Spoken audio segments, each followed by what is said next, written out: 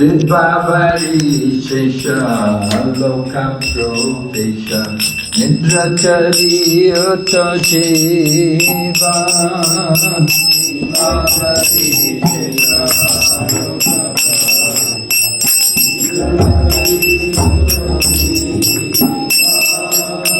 Bolo Hari Hari Mukunda Murari Rama Krishna Hayagriva Bolo Hari Hari Mukunda Murari Rama Krishna Hayagriva Narasimha Vamana Srimadutudana Brajendranandana Shama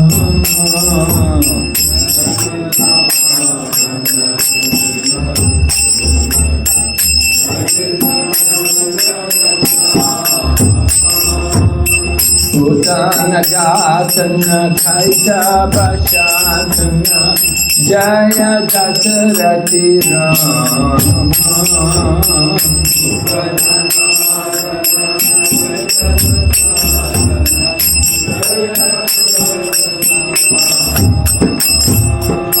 Yashoda Dulala Govinda Gopala Vrindavana Purandhara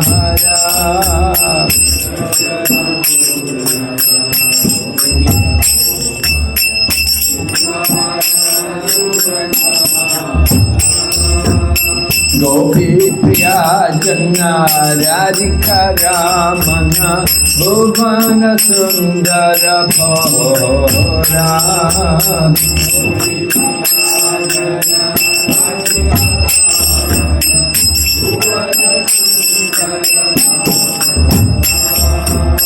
Ravana Thakara Matana Thakara Gopi Jana Vashari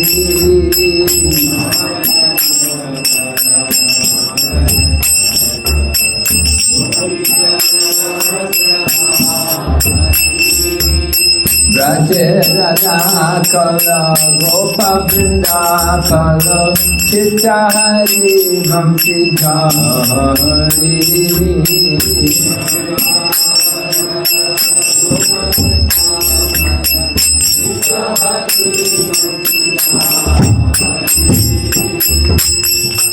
Yogindra Bandhana Srinandana Rajajana Bhayahari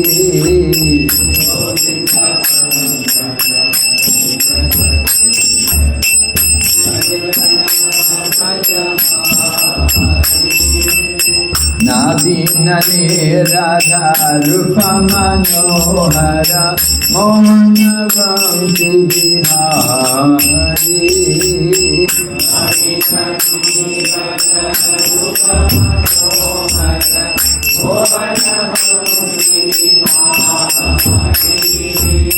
Yashoda Nandana Kamsanishudana Nikonjarata Vidasi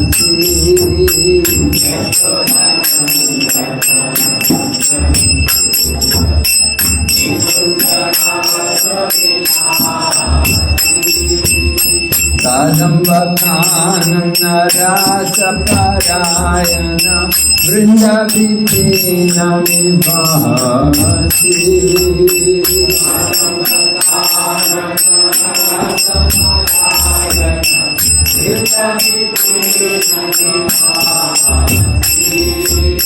Ananda Bhajana Premani Chaitanya Sulashara Yoja Katana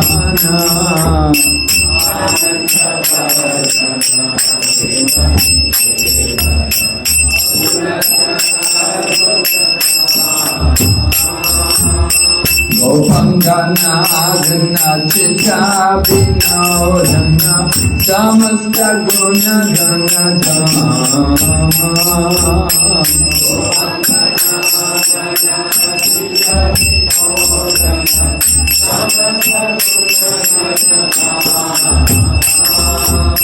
Yamuna Jivana Kheli Parayana Manasa Chandra Chakora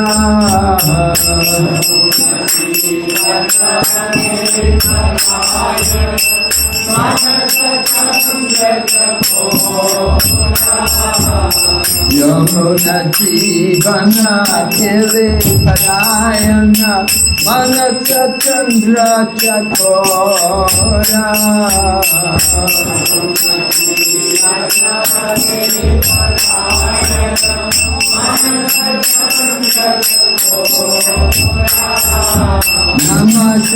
Namasuradas Bhova Krishnayas Rakho Vajnamanamora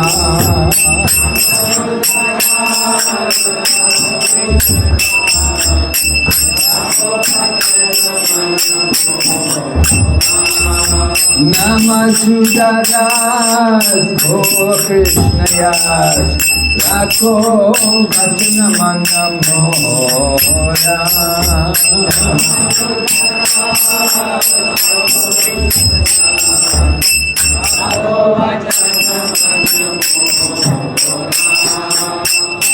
Jaya Radha Madhava Kunja Bihari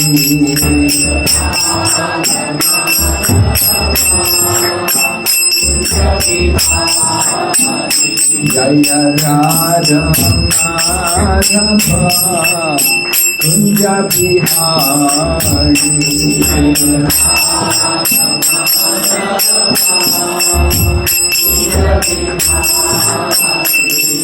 Gopi Janaballabha Girivaradhari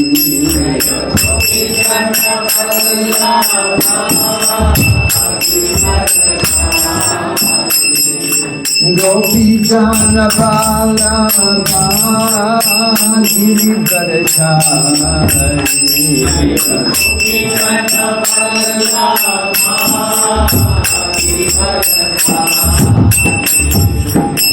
Yashoda Nandana Prajajana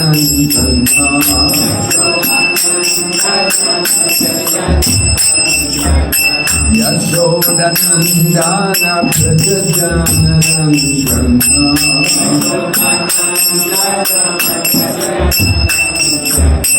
Yamuna Tira Vanachari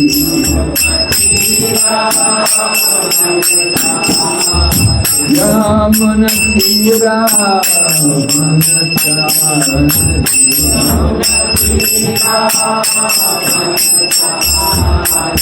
Hare Krishna Hare Krishna Krishna Krishna Hare Hare Hare Rama Hare Rama Rama Rama Hare Hare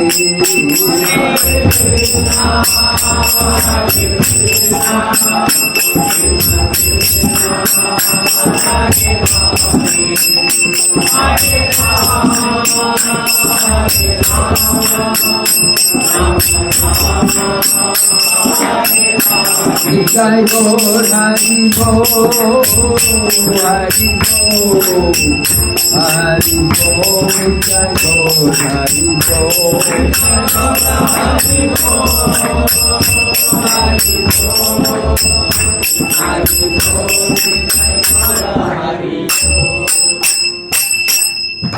Gaur Premanande Om Namo Bhagavate Vasudevaya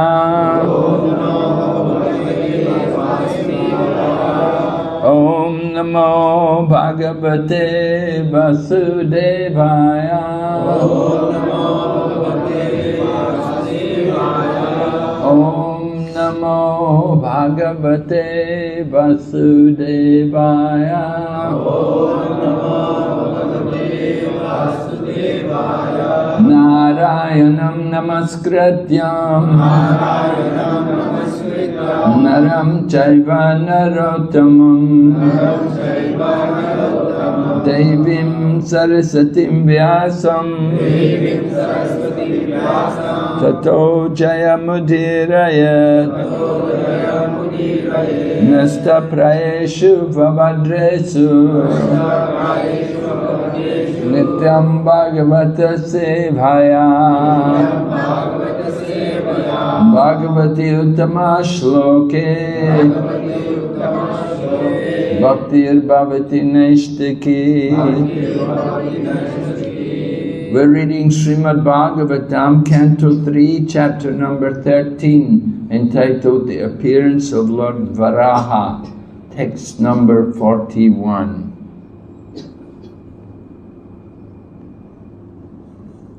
Traimayam rupam idam chasokaram Traimayam rupam idam chasokaram Bhumandalena tatadritena te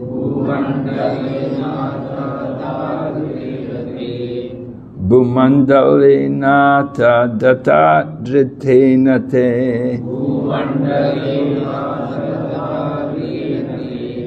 Chak asti shringoda ganena bhuyasa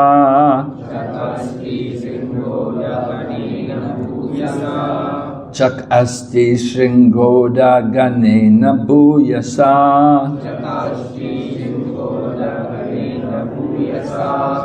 Kula chendrayasya yataiva vibrama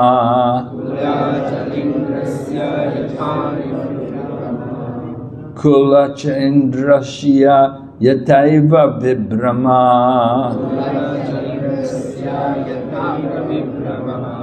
Trimayam rupam idam chasokaram Bhumandalena tadadritena te Chak asti shringoda ganena bhuyasa Kula charendrashye yataiva vibrama Traimayam rupam idam chasokaram Bhumandalena tadadritena te Chak asti shringoda ganena bhuyasa Kula charendrashya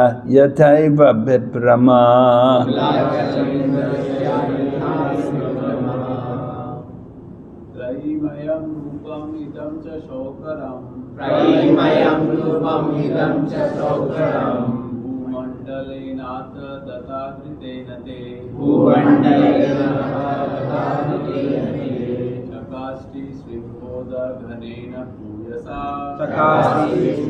ghanena bhuyasa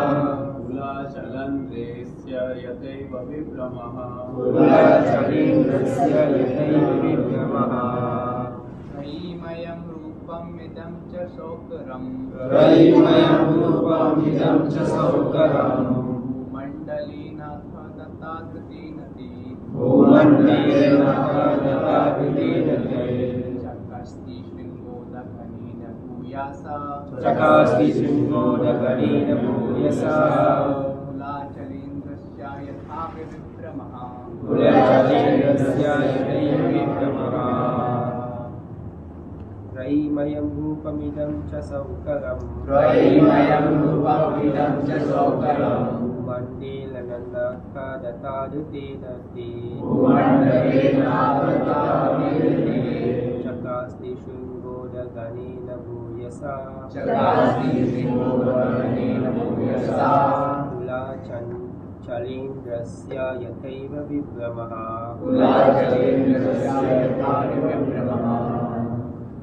Trayam rupamidam cha saukaram Mande mandelanata tata tritenate Asti sringo daganena bhuyasa Mula chalendrayasa ithai bhavibramaha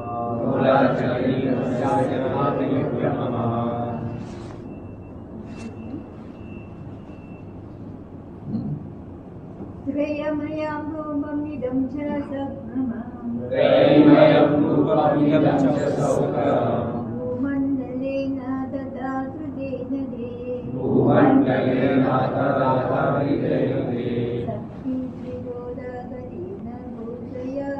Sakti trigodaganena bhusaya Mula chalendrasya yadaiva vibhramaha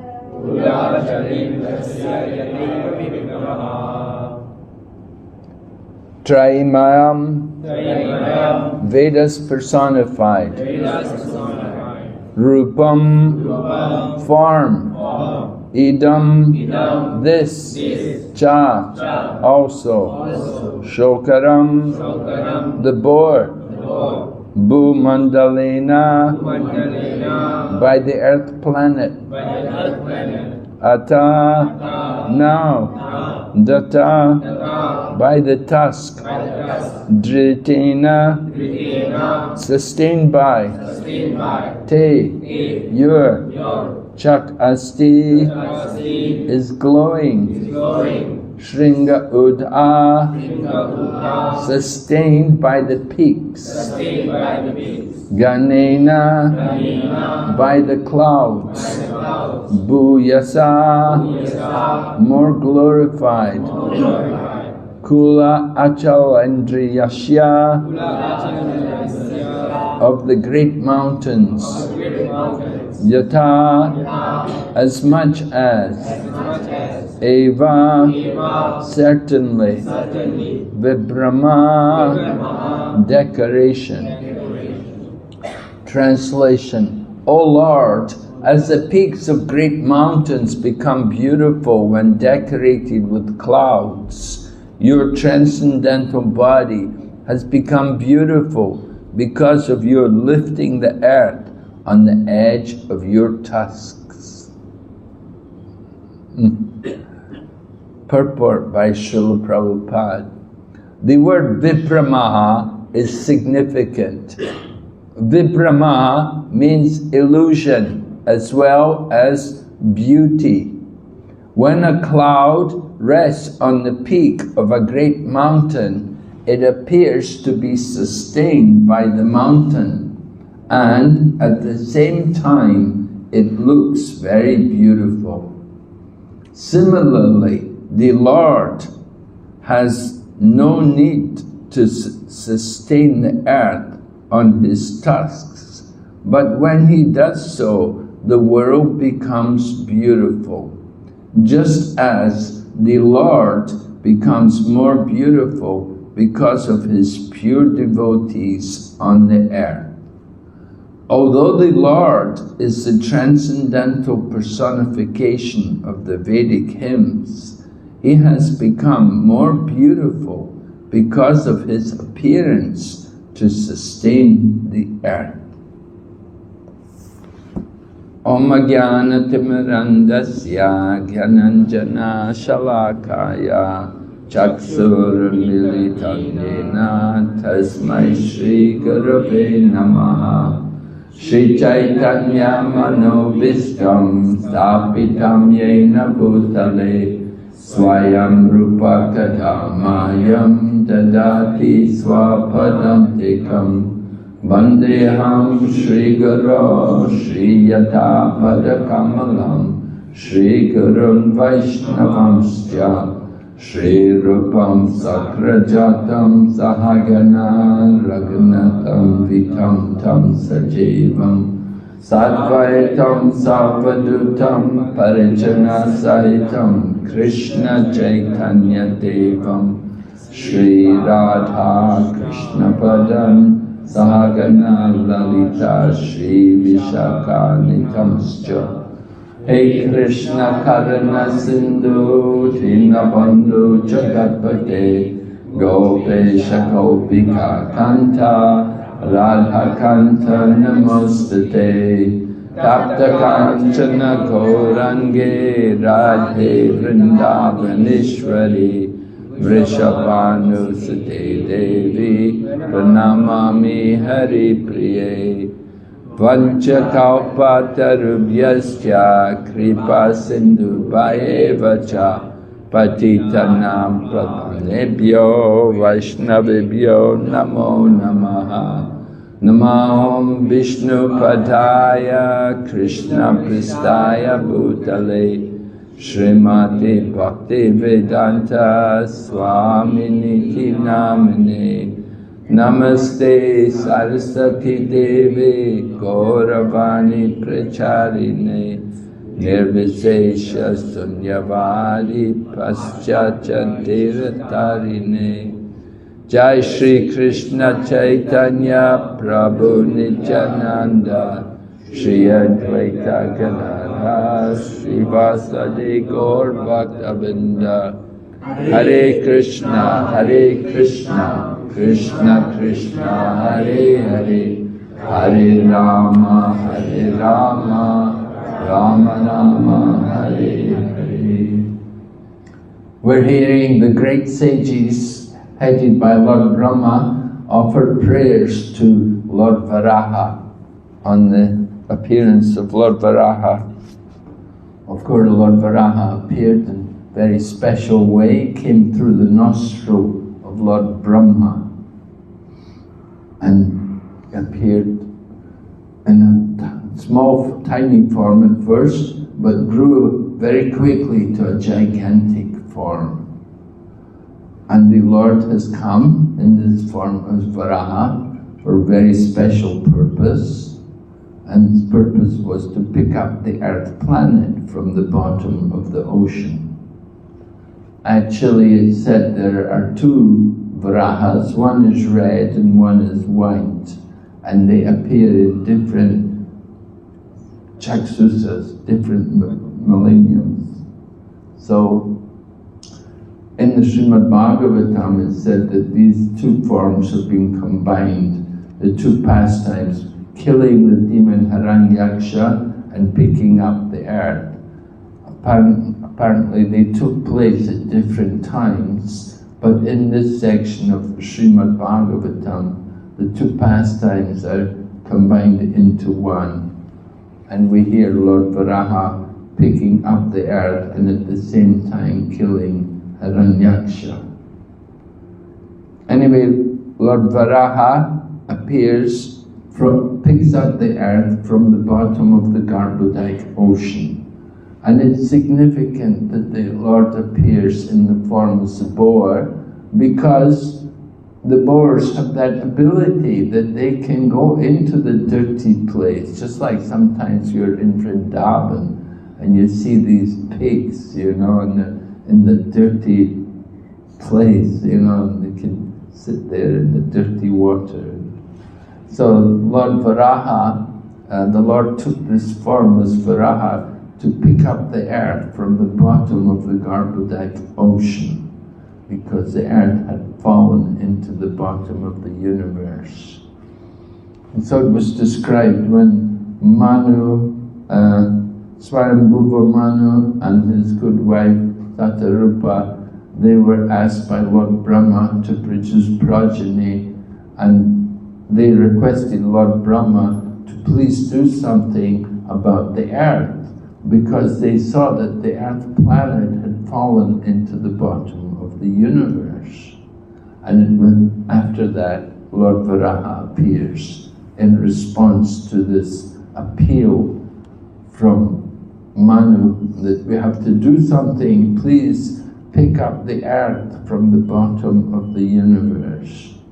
So the Lord appears in this boar form, which is especially suited for diving into the bottom of the Garbhodike ocean. Garbhodike ocean actually fills up half the universe, so it's a very vast water. So to go in there, and to find out something which has fallen into the bottom of, it's not a small task. Only the Lord could do this kind of thing. And he comes in this form as Lord Varaha to perform this wonderful pastime, picking up the earth on his tusks and putting it back into orbit again, putting it back resting on the causal ocean. So Lord Varaha, he is performing this wonderful pastime, and the great sages and rishis, they are seeing the Lord and they are offering their prayers in appreciation of him. And they're describing the beauty of the Lord. Now this is actually a very interesting thing to understand the beauty of Lord Varaha, because we don't usually think of the boar as being very beautiful. And even the artists, our artists in the BBT, when they were painting the illustrations for the book, one of the artists wrote to Srila Prabhupada and said to him that, I'm supposed to paint the Lord in the form of a boar, and the boars are not very attractive. How can I make them attractive? Is it supposed to be attractive? And Srila Prabhupada wrote back and said, oh yes, the Lord is always attractive, even when he comes in the form of a boar. So please make him as attractive as possible. Of course, people don't always appreciate the transcendental beauty of Lord Varaha, and when they see the illustration of Lord Varaha fighting Hiranyaksha, they think Lord Varaha is a demon. And they think, oh, who is this poor man fighting with this terrible looking animal? Of course, the poor man is Hiranyaksha, he's a big demon, and Lord Varaha has come in this form to deal with him. Hiranyaksha, the brother of Hiranyakashipu, he was very attached to gold, and he was digging up different places in search of gold. And because he was digging up so much different places, it caused some disturbance in the earth. This is how the earth planet fell into the bottom of the universe, because he was disturbing so much, digging up the different grounds. And so Srila Prabhupada warns, he said, in the same way, people should be very careful, because they're trying to take away so many of the resources of the earth planet. It could create instability in the earth planet, and the earth may fall again into the bottom of the universe. So this is a danger. Anyway, Lord Varaha is being appreciated by the great sages, how he is very beautiful. Of course, beauty is one of the opulences of the Lord.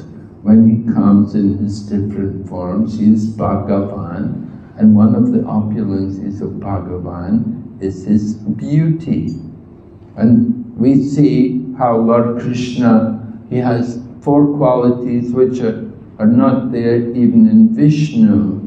And one of the special qualities of Lord Krishna, which is not even in Lord Vishnu, is his beauty, that it's so bewildering that even Lord Krishna becomes bewildered by his own beauty. So Lord Varaha, he has transcendental beauty, and it's being appreciated by the great sages headed by Brahma. They're appreciating how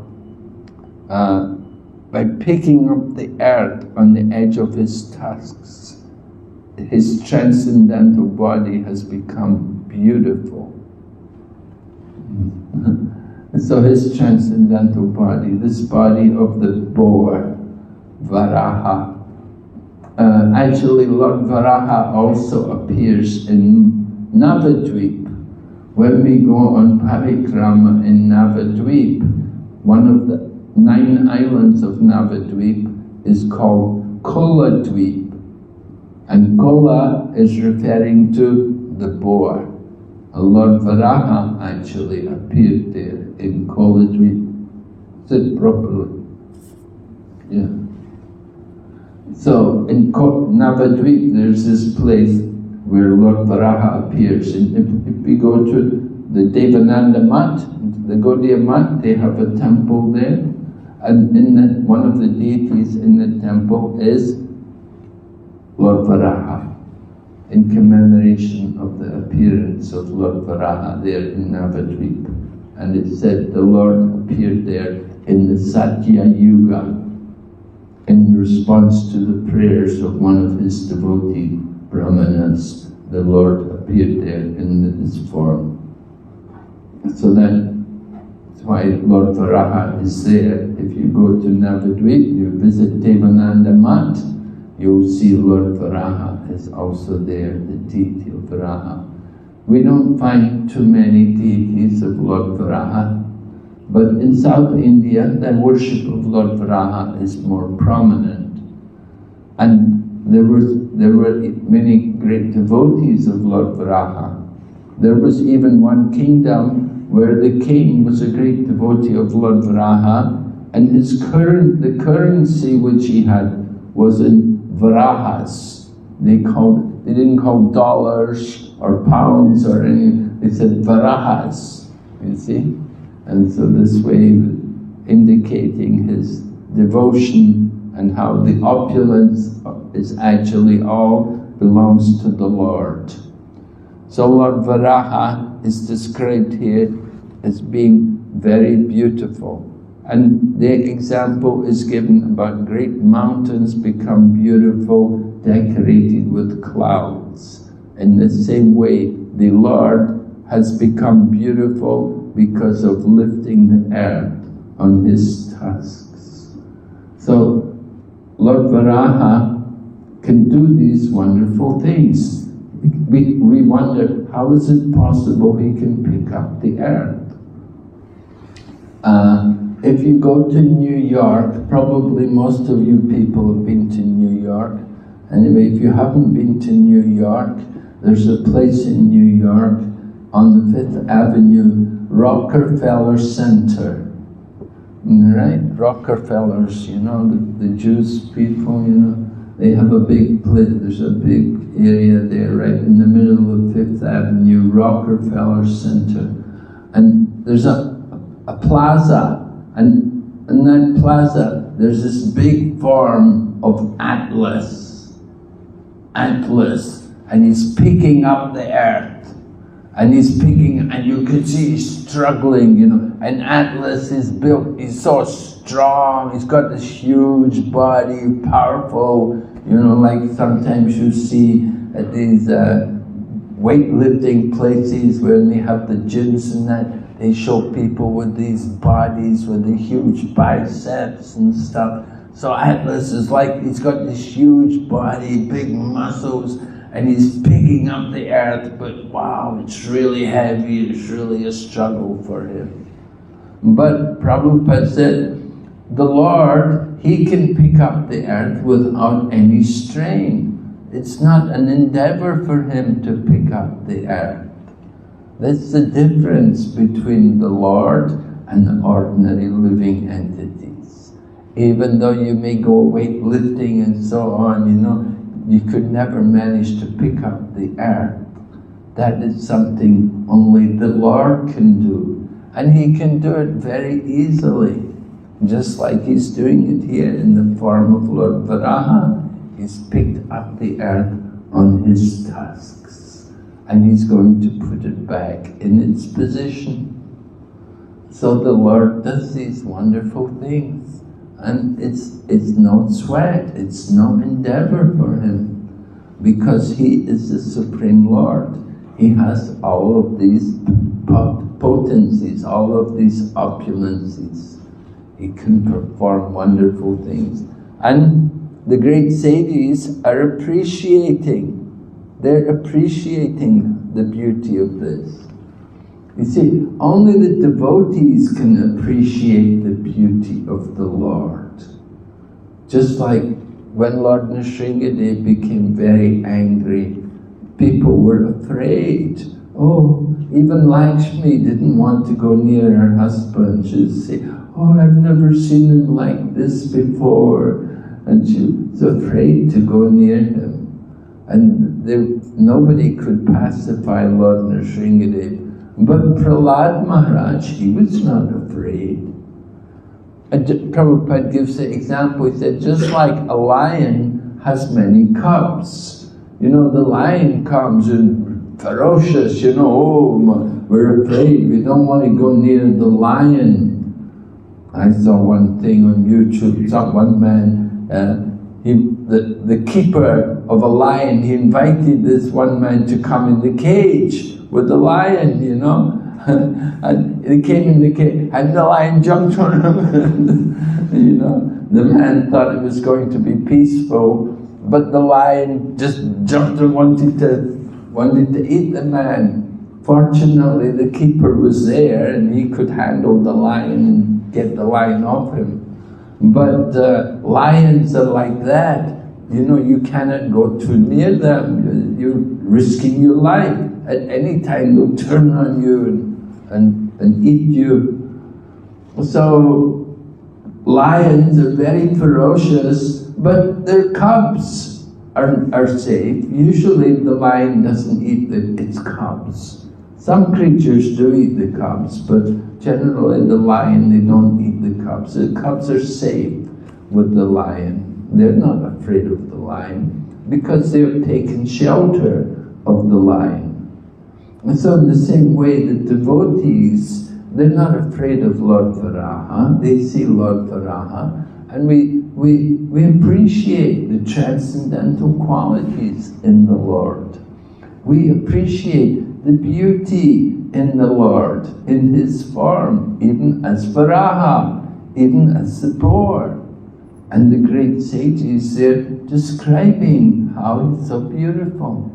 This is the nature of devotees, that they will appreciate the transcendental qualities. Only the devotees can see the beauty. Those who are not devotees, they cannot understand. Oh, look at that creature, oh, you know, they feel disgust. But the devotee is thinking, so nice, so pleasant, so beautiful. This is a special vision of the devotee. So the devotees, they appreciate the transcendental qualities of the Lord. And beauty is one of the Lord's very special qualities, that everything about the Lord is very beautiful. And we see that beauty in His different forms, even in the form of the Lord as Varaha, as a boar, that He is very pleasing to the devotees. So we want to understand these transcendental qualities of the Lord. Of course, people, when they hear these things, they think, oh, this is just some story, this is not real, this is just some fairy tale, some story you tell to children to put them to sleep at night or something. They cannot understand the transcendental nature of the Lord's pastimes, how He has inconceivable potencies. He has this achintya shakti, and He can perform many wonderful activities without any difficulty. For the devotee, non-devotees, they cannot understand. Oh, how could He pick up a mountain? Oh, how could He pick up a planet? How is it possible? But you see, even in the Greek philosophers, you know, like the Greek philosophies, they talk about people like Atlas and so on, picking up the earth. with great difficulty. And so in the Vedas, all of these things and much more are described. And it's not difficult for the Lord to do anything. He can do anything and everything. The whole universes are coming from His body. And if He wants, He can create and He can annihilate it. It's all going on under His control. So it's not a big thing for Him to pick up one planet, because there are so many planets, and these planets are just like mustard seeds on the head of Anantashesha. So people have very limited, ordinary people, common people, they have a very difficult time to understand that there is such a thing as inconceivable potencies, inconceivable powers. But devotees, it's very easy to understand, because we know the power of the Lord, that He has these inconceivable powers and He can do anything He wants. So picking up the earth from the bottom of the universe, not a very big thing for Him. So Lord Varaha, He is of course very merciful to His devotees, and in His deity form, the devotees, they will come and get benedictions from Him. So Lord Varaha is one of the popular deities, Lord Nrsimhadev and Lord Varaha. These two deities are especially popular. People like to worship Lord Nrsimhadev, and people also like to worship Lord Varaha. We in ISKCON, we give a lot of importance to Lord Nrsimhadev. We don't give so much attention to Lord Varaha at this point anyway. Maybe in the future, maybe it will become more prominent, but at this particular time, we see worship of Lord Nrsimhadev going on, quite popular around the world, but we don't see anybody worshipping Lord Varaha much. But it's popular, it used to be very popular, and in South India, there are many ancient deities of Lord Varaha are there, and people are very devoted to worship that deity, to get the blessings of the Lord. And those who are devotees, they will appreciate the Lord's transcendental form, His beauty. Of course, it's one of the Dasa avatars. Lord Varaha is one of the Dasa avatars who Jayadev Goswami wrote about in his Dasa Avatar Stotra, which comes at the beginning of the Gita Govinda.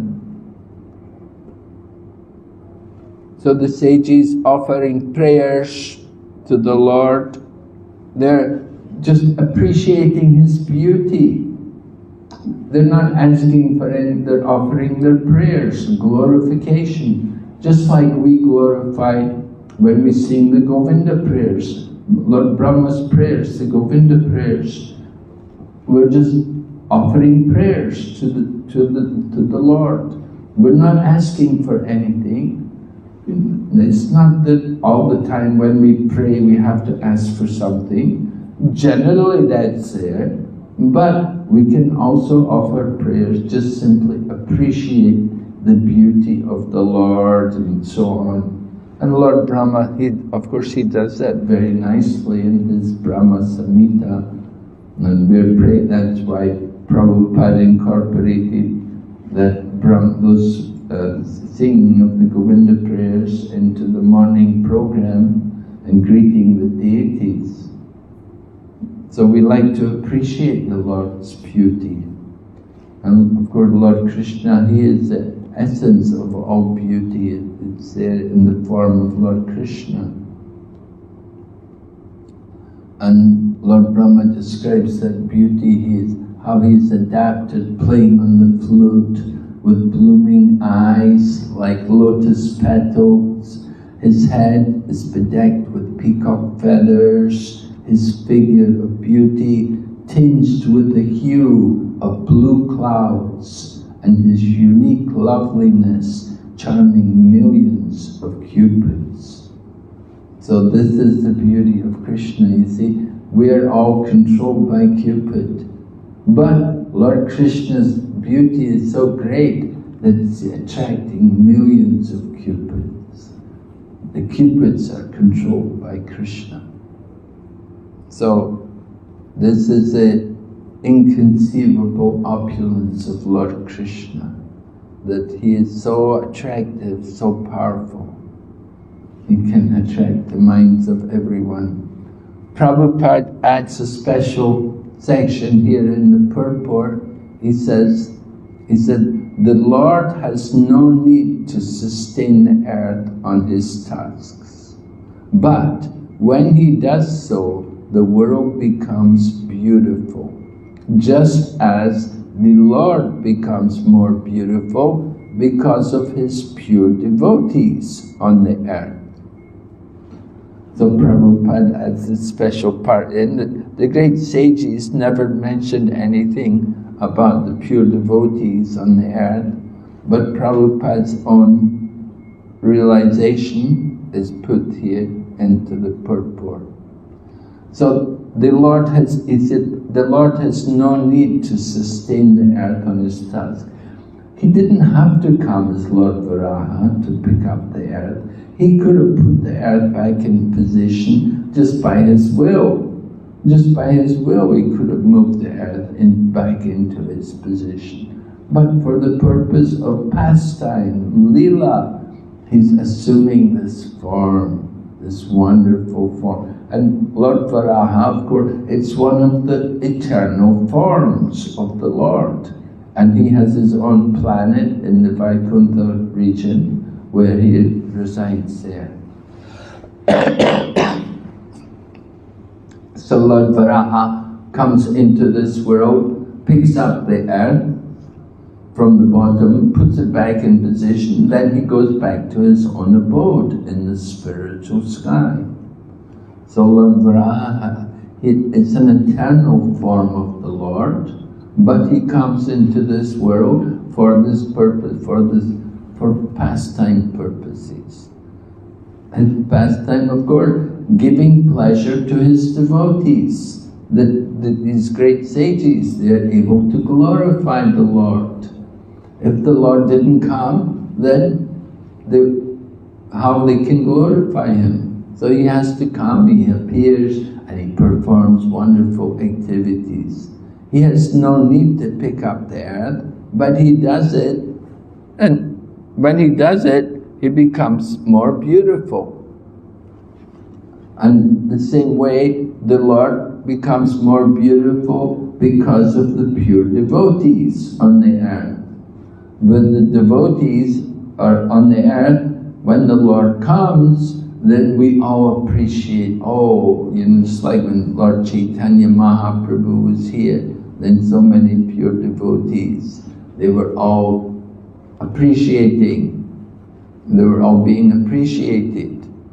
The pure devotees, they all went to visit Lord Chaitanya. Lord Chaitanya was staying in Jagannath Puri, and every year the devotees would come from Mayapur and they'd walk to Jagannath Puri to attend the Rath Yatra. And when they would come into the Jagannath Puri, into the town of Puri, then the king would see them all and he would be amazed. Maharaj Prataparudra would see them and he would, wow, who are all these people? And he would see them coming and they'd be having kirtan. Maharaj Prataparudra was being shown, this is Advaita Acharya, he's an incarnation of God. And here, this is Gadadhar, this is Nityananda. Like the different devotees, they're pointed out to the king. And the king could see how these devotees, how they were so effulgent and how their kirtan was so spiritually powerful.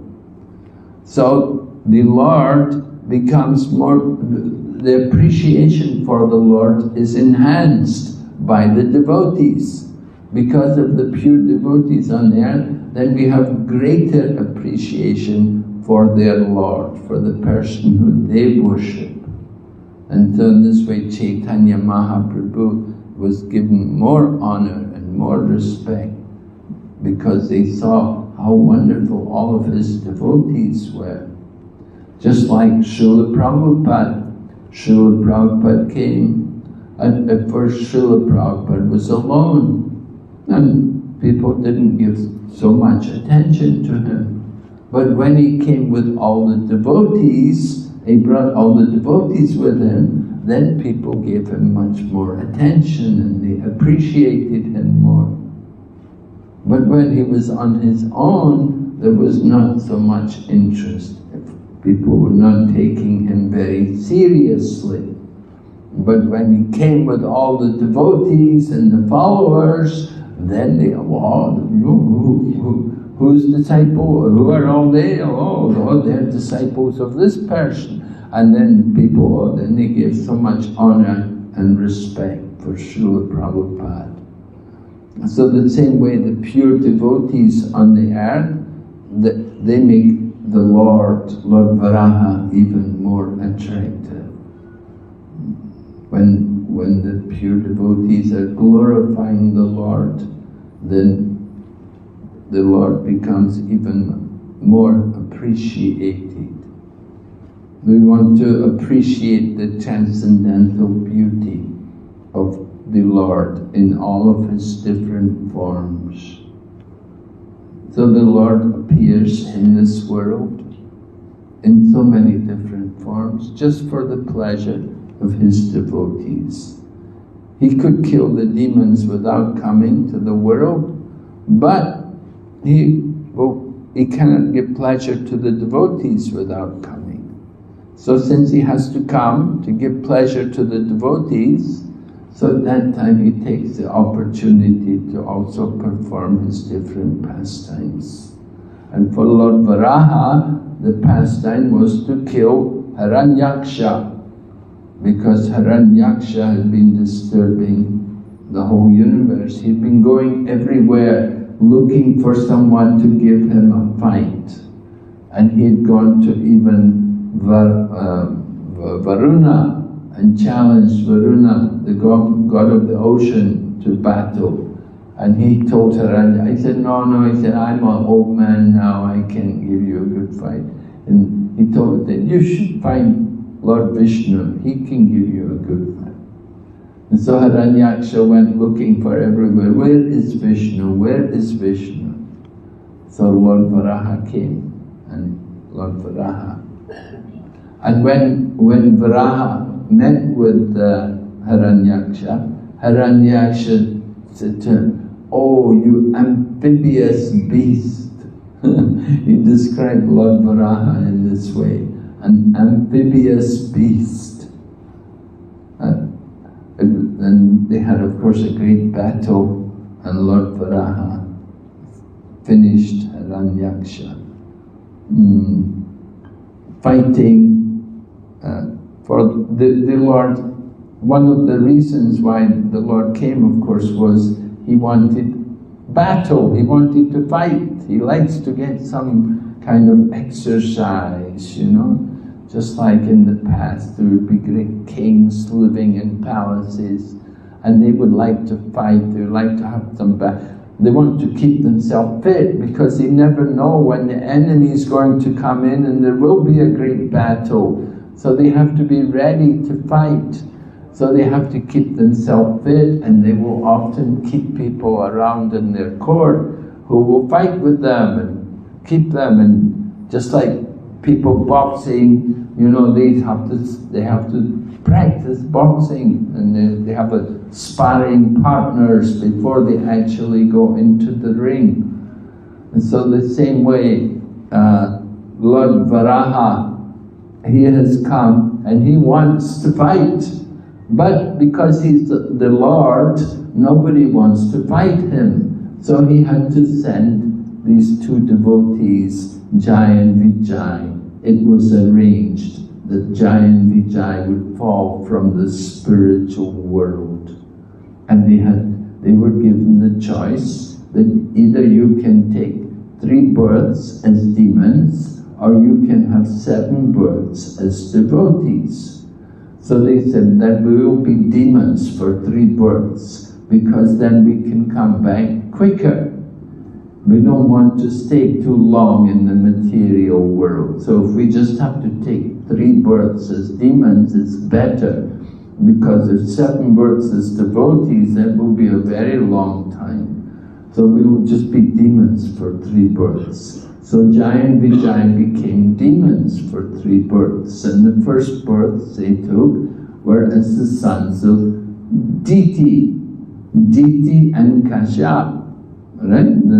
The sisters Diti and Aditi. Aditi is the mother of the demigods, and Diti is the mother of the demons. And the 2 demons are these 2, Hiranyakashipu and Hiranyaksha.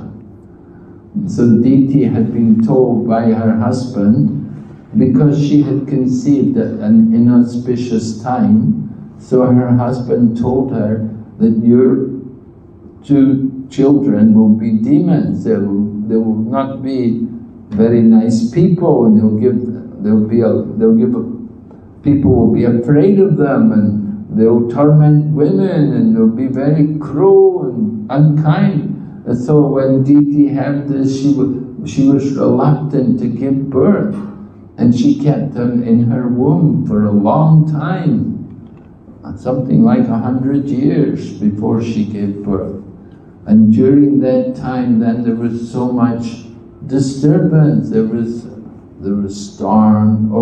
Actually, when they were born, at the time of their birth, when she finally gave birth to these 2 children, then at that time there was great disturbance. There was thunderstorms and lightning, and so many big upheaval in the climate. And Prabhupada said this is a sign when the demons are taking birth. When there's big storms and hurricanes and typhoons and all, this is a sign that maybe some demons are taking birth. So when Hiranyakashipu and Hiranyaksha were born, it was like that. And then the 2 of them, of course, they grow up and they begin to terrorize everywhere. So Hiranyaksha, he was particularly eager to get gold. He wanted to get so much wealth, and he's digging up everywhere and knocks the earth into the bottom of the universe. And at the same time, he's also very strong, and he likes to go and challenge everyone. He wants a fight. So Lord Varaha came to give him the challenge, to meet his challenge, so that they could fight. The Lord wants to fight, and he arranged that these 2 Jai and Vijay, that they would become demons for 3 births, and he could fight with them, because no one else can fight with the Lord. So his 2 special devotees, they have that privilege. They give him the pleasure of a great battle. So Lord Varaha enjoyed fighting with Hiranyaksha and killing Hiranyaksha.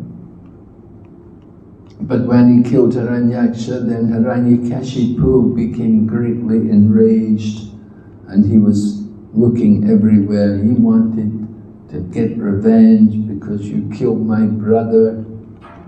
So this is, of course, Srimad Bhagavatam, that Hiranyakashipu begins to terrorize the universe after the death of his brother, and Hiranyakashipu does his austerities and gets power. And then the Lord comes as Lord Nrsimhadev to fight. And in this way the Lord is satisfying his desire to enjoy battle, to fight with his devotees. Alright, any questions? Any comments?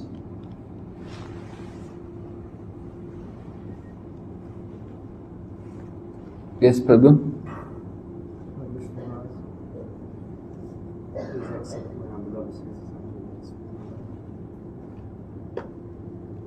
Wait, take the microphone. Hare Krishna. Yes? Hare Krishna. Maharaj, please accept my humble obeisances unto Narasimha. Maharaj, whenever I am hearing all these verses such as Krishna is carrying something or he is lifting something up, like he is lifting Govardhan Hill or Earth planet. But whenever I hearing these verses, Maharaj, I am not feeling so happy. Because why, Maharaj, whenever I hear these verses, at the same time comes in mind that by the willing of Krishna, unlimited universes are floating in the sky. So what's the big deal for Krishna to lifting something up? So am I committing, Maharaj?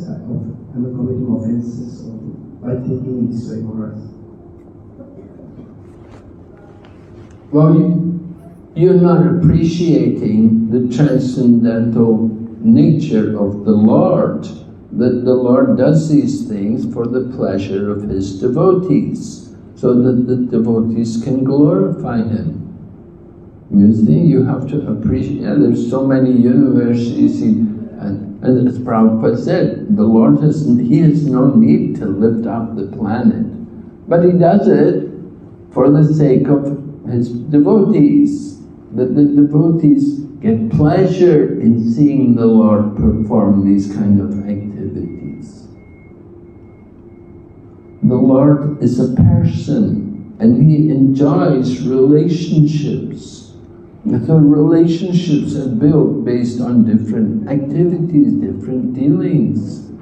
Just like Vaishnava relationships, we have relationships, Dadati pratigrinati guyam akyati prichati bhonte bhujayati chaiva sadvidam priti lakshanam. So, loving exchanges. The Lord also likes loving exchanges with His devotees. And so He does these different activities like picking up the Govardhan Hill. Why does He do that? So He can have loving exchanges with all the gopis, that they all come under the hill and Lord Krishna can be with them for 7 days and nights. So this is why Krishna picked up the Govardhan. It wasn't just to crush Indra's pride, but he can enjoy being with the gopis. And not only with the gopis, with all the people of Vrindavan, they were all together for 7 days and nights. So Lord Krishna enjoyed this very much. And so Lord Krishna, the Lord also comes as Varaha Dev. And as Varaha Dev, He's picking up the earth. No, it's not just being proud to show us how strong He is, though that He can pick up the earth so easily, or is so great. No, but He's doing these things to give pleasure to His devotees, so that His devotees can also glorify Him. As we are hearing, the great sages like Brahma, they're offering these prayers to the Lord, and they're appreciating His transcendental nature. They're not bewildered, they're not thinking, well, why are you doing this, No, they're appreciating, they're thinking, the Lord is looking so beautiful, picking up the earth, putting it back in position. The Lord is showing us how He cares. He creates this material world for us, that we're rebellious souls, but this is a place in which we can be reformed here in the material world. Some people come to the material world, they just want to try to enjoy, but other people are here in the world and they're trying to reform themselves to go back to Godhead. So the Lord maintains, He'll make sure this world is nicely maintained. And when the earth falls into the bottom of the universe, then there's a need for some maintenance, right? Just like, if your power goes off or you have a water problem, you call somebody, you have the plumber come or something, check out, you have to maintain your apartment. So similarly, the Lord has maintained the universe. The planet falls into the bottom of the ocean. It's got to pick it up, put it back in position. And he does it in a wonderful way, putting it on his tusks and putting it back. And at the same time, he arranges also this killing of Hiranyaksha. So he enjoys his enjoyment. He's able to get the fight. He wanted that fight, he wanted that opportunity to have some match with some powerful demon. So he arranged for Hiranyaksha to give him that fight, good battle. The Lord is enjoyer. He likes to enjoy everything. It's for his enjoyment. So his fight with Hiranyaksha was for his enjoyment. And picking up the earth from the bottom of the universe on his tusks. It's his enjoyment. In the form of the boar, he's enjoying this. Picking up the earth from the bottom, putting it back in position. And the Lord is enjoying, and when the devotees see the Lord happy, then the devotees are happy. Our happiness is in seeing the Lord happy. So when Lord Varaha is happy, then we also feel great happiness. Yes?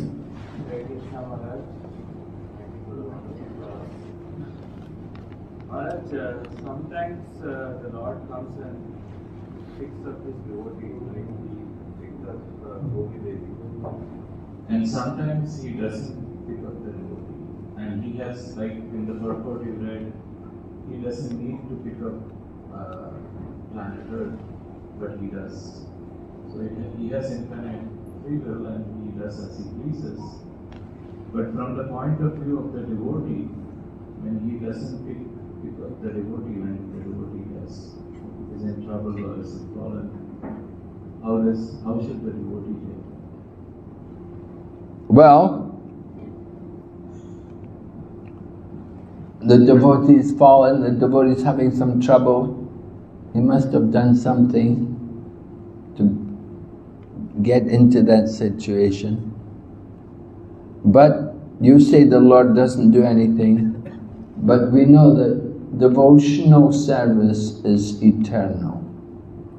And whatever service a person does, it is never lost. So somebody comes to Krishna consciousness and they do devotional service. Now at a certain point, they may get in difficulty, they may have troubles, they may fall.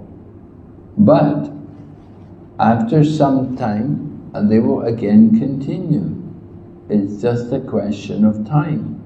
It may take longer time, it may be a short time. But whatever service they've done, that's to their eternal credit. It's in their spiritual bank account. And their service may be suspended for some time due to a fall down. Their service may stop for some time, but again it will pick up after some time. It's just a question of time before they again take up their devotional service. It may appear like the Lord has forgotten them, or the Lord is not helping them. No, the Lord is helping them. It's just a question of time before they again continue their devotional service. And we see some devotees, they go away, some they go away for longer time, but then somehow the end of life, near to the end of life, they again come back to Krishna consciousness. So the Lord never forgets anyone who has sincerely approached Him and done some service, and it's for their eternal benefit. So we shouldn't think the Lord has forgotten anyone. It just may delay a little while, seems like delaying a little while, but actually time on this planet is, time is not very, it appears like a long time, but it's very short in terms of eternal time. Even one lifetime is very short in terms of eternal time. So Krishna makes arrangements for everyone to again continue their devotional service.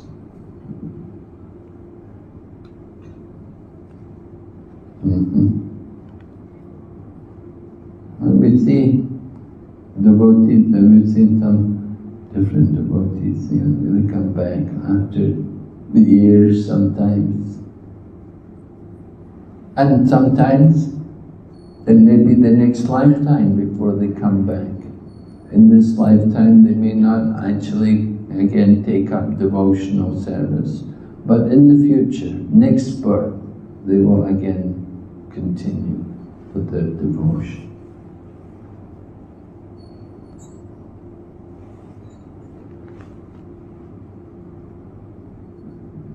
Yes? Hare Krishna Maharaj. Maharaj, we see around us that there is increase in terms of opulence, in terms of people extracting more and more things out of Mother Earth. The consumption is going up. So what to understand, Maharaj, that on the one side we know that people are not so devotional. The other side we see that there is increased consumption, increased production. So how do we understand that? Is the world prospering? I mean, I'm just relating it back to the first cantos, around 17, 18 chapters, where we say that when Mother Earth is happy, she'll profusely produce. But we see now that the increase in the industrial output, the agricultural output is enormous. But I don't understand, Maharaj, that how do we understand this perspective where? Well, we have to understand that the resources of this world are certainly the property of the Supreme Lord. And we are allowed to take whatever is our quota, right? Ishopanishad said, Is avasyam idam sarvam yat kincha jagatyam jagat tena chak tena bunjata magradaha kash.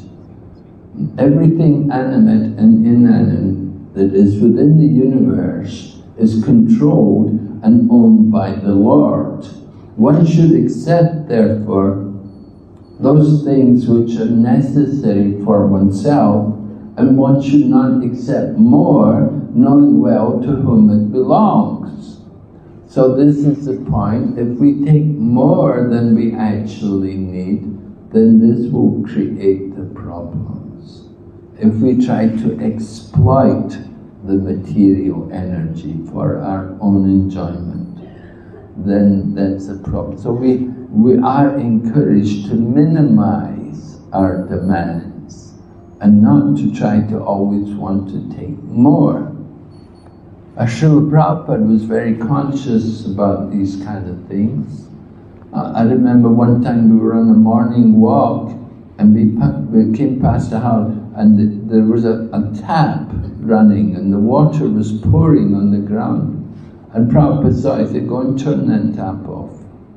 Because Prabhupada saw, you're wasting water. And why you should waste the resources of the earth? No, turn the tap off. Close the tap, save the water. So like that, Prabhupada certainly wanted to see us to be careful, not to try to exploit the energy of the material world, but to take what we need for the service of Krishna and for our own sustenance. And don't be greedy always to have more. So that is the problem, that we always want to go on increasing. We want more and more and more. If we have more, then we can use it for the service of Krishna. Just like if somehow by the grace of Krishna you're given wealth, then we want to use it for Krishna, to make a nice temple. We use it either to make a nice temple or to have a nice festival, distribute prasadam. Sometimes we distribute books. People like to do Shastra Dan, and they donate money so that we can distribute books everywhere. And some people like to give their money for prasadam distribution. We have a lot of prasadam programs going on. You know, they have the Akshaya Tritiya, what do we call it? No, anyway, the Food for Life program, distributing prasadam for food for people. People like to give that money for that kind of thing. And some people like to give money to build temples. Everyone has their free will. So that's using the opulence correctly, when we use it in the service of Lord Krishna. But if we take it for our own enjoyment, then that is thieving, taking what does not belong to you, doesn't belong to us, we're taking it for our own enjoyment. So that's not good. And therefore the Ishopanishad said, one can live for hundreds of years if he goes on doing work in that way.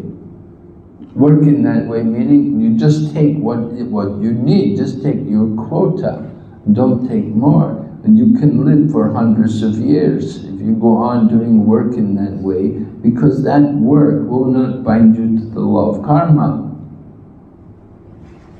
So we don't get karma if we just take what we need, what's necessary. But when we start to exploit and greedy, we want more, then we get problems, we become entangled. And this is the danger, of course, in the material world, that we're taking more and more things like petrol, and then of course here in a place like Singapore, you have a lot of air conditioners, and we want air conditioning everywhere, and people will have the air conditioners on all the time, and they want to make everything very cool and cold even, you know. And this way, this is, of course, people are appreciating the global warming, that the planet's becoming hotter and hotter, and all the snow peaks are melting, and the ice caps are all melting, and this way the ocean level is rising, and when the ocean level rises, then you have less land. They're trying to reclaim land here in Singapore. They're always spending a lot of money on reclaiming, but at the same time you run all these air conditioners and stuff, and you're losing land. And so we're trying to fight nature, you see. We're thinking the nature is for our enjoyment. We have to understand the material nature is Lord Krishna's nature. So it moves under his direction. Maya Jakshena Prakriti Suyate Sacharacharam. That the material nature is under the direction of Lord Krishna, and if we please him, then the material nature will cooperate with us and provide everything which we need. There's no need for any scarcity, provided we don't take more than what we actually need. There's enough for everyone. There's enough food, there's enough resources, there's enough for everyone's need, but there's not enough for everyone's greed. This is the problem, that we're our own greed, that we want to have more. And that creates a disturbance in the universe, and that's why we get things like you get earthquakes and tsunamis and so many different disturbances. So Srila Prabhupada told us, he said the modern civilization will not last. But, you know, in the last 100 or more years, they've been working on developing. We always hear about developing the economies and having more and more production, but it cannot go on forever. It will reach a stagnation point. We can't go on any further. We have to understand the importance, the need of taking care of the land and the cows.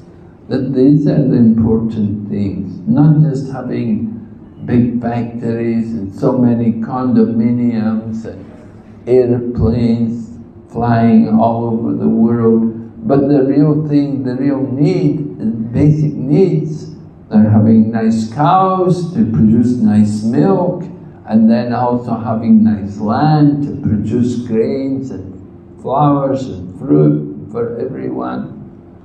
These things are very important. So Krishna conscious community, we would like to have these kind of things. We'd like to have some herd of cows which we protect. We want to show people nice taking care of cows. You know, here of course in Singapore they have cows, but they kill them. As soon as there's no milk, they're slaughtered.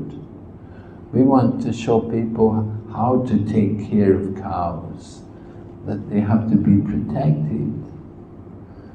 And then we should have also nice orchards and flowers. We should be able to grow our own flowers. I was in South India in Sri Rangam, they were telling me how for Lord Ranganath, they grow their own flowers for the deities there. And they have very special type of flowers which they grow for the deities. They don't just buy any flowers from the market like what we go. They have special flowers which they grow, and these flowers are used to make the garlands for the deities. Like this, you know, this is how you please the Lord. And you know, they really try to please the Lord, producing all these nice things. And then of course when they cook also, they have their vegetables, they grow their vegetables, they use their own spices, everything, and it's all for the pleasure of the deity. They know what the deity likes and how to please the deity. And because they're pleasing the deity, then their life is successful. They can go back to Godhead.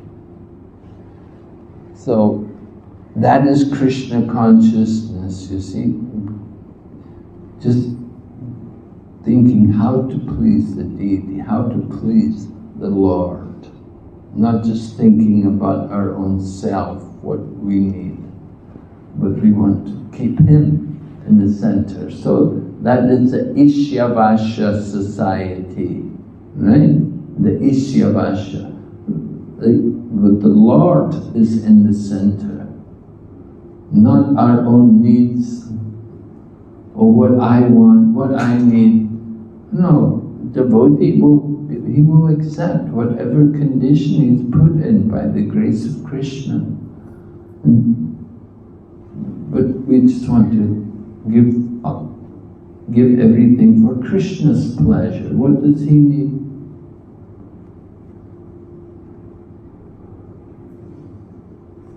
Okay.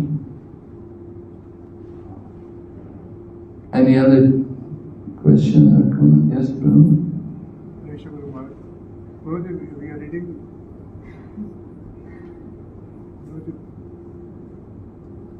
Hello. Guru, in Canto 4 we are reading that Ritu Maharaj pastime where Mother Earth stopped producing rains because the number of non-devotees were increasing. So in the current state, as Prabhuji mentioned, that the production is increasing. Is it that the devotional activities, the number of devotees are also increasing? Of course, this one is also expanding very fast. Is it a sign, Guru Maharaj, that devotional activities are increasing and that is why the production is also increasing? Can we understand like that? Devotees are increasing. Devotees are not increasing very much. You think devotees, number of devotees are increasing? Number of non-devotees are increasing. They told me every year they have to bring 30,000 people from other countries to Singapore. They're short of people, right? Are they bringing many devotees here? Probably not. No, we need more devotees. They should bring 30,000 devotees here. That would help. But usually the people, they come, they're not devotees. Anyway, the number of devotees, we're not very many. But still, some devotees, just having a few devotees means it can grow, can increase. So we hope the number of devotees will increase more and more. And we want to show people also how to be satisfied, to live peacefully in Krishna consciousness, chanting Hare Krishna, and also working for Krishna. Working, have a job, yeah, we're not against that. We like devotees also to be well situated, to be able to maintain themselves nicely. Krishna can give us everything we need. We have to just be qualified to use it nicely. Prabhupada said Krishna can give you the whole world. We see in London, Krishna gave the Bhaktivedanta manor. And then in the USA, different buildings were given also for devotees there. And so they use it nicely because they were using everything nicely for Krishna. Krishna reciprocated, Krishna provided things. And I see now in India, Krishna is providing so many facilities there for the devotees in India. So many places, so many wonderful temples, so many devotees, a lot of devotees there in India. Of course there's a lot more people as well. Number of devotees, you could say, we're a small number compared to the non-devotees. But still, even a few devotees, although we're small in number, the effect of chanting Hare Krishna and our devotional programs are very powerful, and it certainly has an effect. So I see Krishna really reciprocating in India there, with a lot of response, people coming forward and helping out, government also cooperative there as well. So India, they're certainly appreciating our efforts. We hope gradually in other places we may get also support and recognition. I heard, for example, in Belgium, the Hindu Council was given a grant. The government, they give money to different religions. You see, it's the duty of the governments, where you have nice governments, they give money for the different religions. And so in Belgium, they applied, and the devotees, they got money from the government there to maintain their temples and programs. And so that should happen more and more, that the governments can also support the Krishna consciousness movement. Wow. Okay. getting late, we should stop. We have to go. Hare Krishna, Srimad Bhagavatam ki Jai, Srila Prabhupada ki Jai, Gaur Premanande. Jai Bhakti Vighna Vinasa Maharaj ki Jai. Srila Prabhupada ki Jai.